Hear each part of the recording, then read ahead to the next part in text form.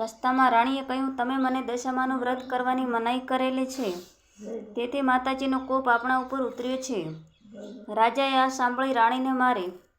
આમ ભૂખ, તરસ, થાક અને ત્રાસ વેઠતા વેઠતા રાજા, રાણી અને બંને કુંવરો એક વાડીમાં પહોંચ્યા. ત્યાં થાક ઉતારવા બેઠા ત્યાં તો એકાએક વાડીના બધા ફૂલ જળ કરમાઈ ગયા.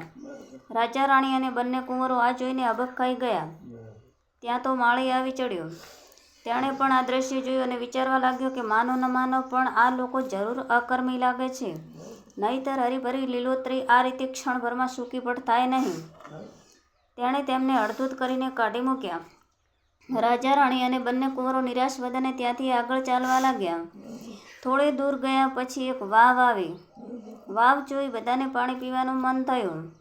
કુંવરો તો ઝડપથી ચાલતા ચાલતા વાવના પગથિયા ઉતરવા લાગ્યા, પરંતુ વાવમાં ગયા તો બંને કુંવરો અદૃશ્ય થઈ ગયા. રાજા અને રાણી બંને કારમુકલ્પાંત કરી ઉઠ્યા. રાજાને હવે મનોમન પસ્તાવો થવા લાગ્યો કે જરૂર દશામાના ક્રોધનો જ તે શિકાર બન્યો છે. પહેલાં રાજ ગયું અને હવે બંને કુંવરો.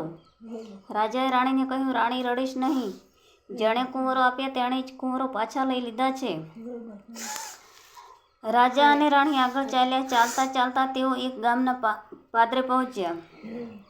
રાજા આનંદિત થઈ ઉઠ્યો અને કહ્યું, રાણી, આ તો મારી બહેનનું ગામ. ચાલ મારી બહેનને મળવા જઈએ. રાજાએ એક માણસને બોલાવી પોતાના આગમનનો સંદેશો આપવા બહેનને ત્યાં મોકલ્યો. બહેને પોતાના ભાઈ માટે પિત્તળના ઘડામાં સુખડી ભરીને મોકલાવી. એ ઘડામાં એક સોનાનો સાંકળો પણ મૂક્યો. રાજાએ ઘડામાં જોયું તો સુખડીની જગ્યાએ કોલસા અને સાંકળાની જગ્યાએ ફોંફાડા મારતો કાળોતરો નાગ હતો. આ જોઈ રાજા ક્રોધથી રાતો પીળો થઈ ગયો. તેના માન્યામાં ન આવ્યું કે તેની સગી બહેને ઘડામાં તેના માટે સાપ મોકલાવ્યો હતો, પરંતુ દશામાના ક્રોધને લીધે તે હકીકત બની ગઈ હતી.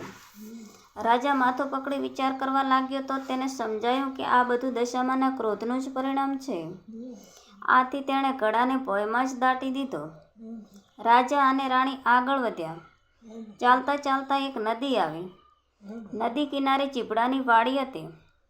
રાણીને ખૂબ ભૂખ લાગી હતી. તેણે રખેવાળને એક ચીભડું આપવા કહ્યું. રખેવાળને રાણી ઉપર દયા આવી. તેણે રાણીને એક ચીભડું આપ્યું. રાણીએ ચીભડાને સાડીના છેડાથી ઢાંકી દીધું. રાણીને થયું કે કોઈ કૂવાના કિનારે શાંતિથી ચીભડું ખાઈ પાણી પીશું. રાજા, રાણી થોડે દૂર ગયા પછી ત્યાં જ તેમની પાછળ સૈનિકો આવી પહોંચ્યા. તેમણે બંનેને રોક્યા અને તેમની ઝડપી લીધી.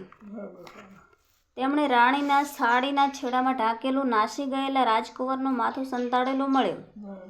મા દશામાના ક્રોધને લીધે રખેવાળે આપેલું ચીભડું રાજકુંવરનું માથું બની ગયું હતું. સૈનિકો ક્રોધે ભરાયા અને તેમને દોરડેથી બાંધી રાજાની સામે લઈ ગયા.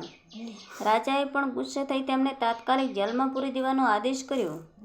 જેલમાં બેઠા બેઠા રાજા, રાણી આ ઘટના ઉપર શાંત ચિત્તે વિચારવા લાગ્યા. તેમને ખાતરી થઈ ગઈ કે જે કંઈ બનાવો બની રહ્યા હતા તે દશામાના ક્રોધને લીધે જ બની રહ્યા હતા. તેથી હવે યેન કેન પ્રકારે દશામાના ક્રોધને તો શાંત પાડવું જ રહ્યું. આથી દશામાને રીઝવવા રાજા, રાણીએ તેમની તપશ્ચર્યા શરૂ કરી. 10 દિવસ સુધી રાજા, રાણીએ માના નામના જાપ કર્યા અને નકરોડા ઉપવાસ કરી માની માનસિક સેવા પૂજા કરી. પોતે કરેલી ભૂલોને ક્ષમા કરવા માને યાચના કરી. રાજા, રાણીની હાર્દિક ભક્તિ જોઈ મા દશામાં તેમની ઉપર પ્રસન્ન થયા અને તેમને સપનામાં દર્શન દીધા અને આશ્વાસન આપ્યું કે ચિંતા કરશો નહીં, સૌ સારાવાના થશે. બીજા દિવસે શત્રુ રાજાને સ્વપ્નમાં આવી મા દશામાએ કહ્યું, હે રાજા, તે નિર્દોષ પતિ પત્નીને વગર વિચારી જેલમાં પૂર્યા છે. તેથી કાલે સવારે તું એમને છોડી મૂકજે, નહીંતર તારો સર્વનાશ થશે. અને હા, તારો કુંવર રિસાઈને જતો રહ્યો છે તે હજી જીવિત છે. તે સવારે તારે ત્યાં આવી જશે.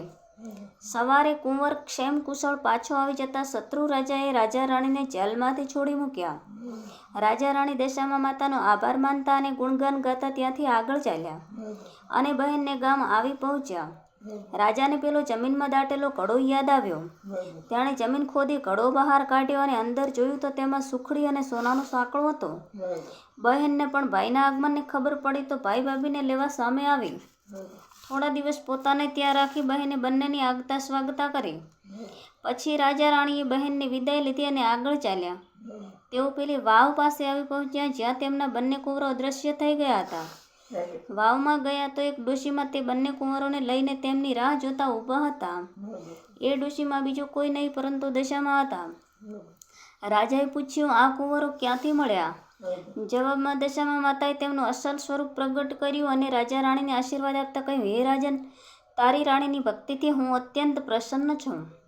તેની ધર્મપરાયણતા અત્યંત પ્રશંસનીય છે. તું પણ હવે તો સુધરી ગયો છે. જા, તને તારું ચોંટવાઈ ગયેલું રાજ્ય પાછું મળશે. દશામાની કૃપાથી રાજા ગદગદ થઈ ગયો અને તેમના પગે પડી કહ્યું, હે માં, તમે તો દયાળુ છો.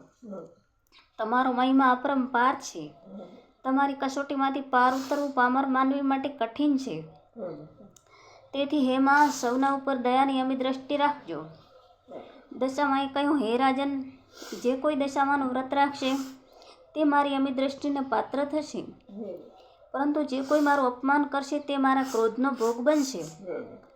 અને દશામાં અદૃશ્ય થઈ ગયા.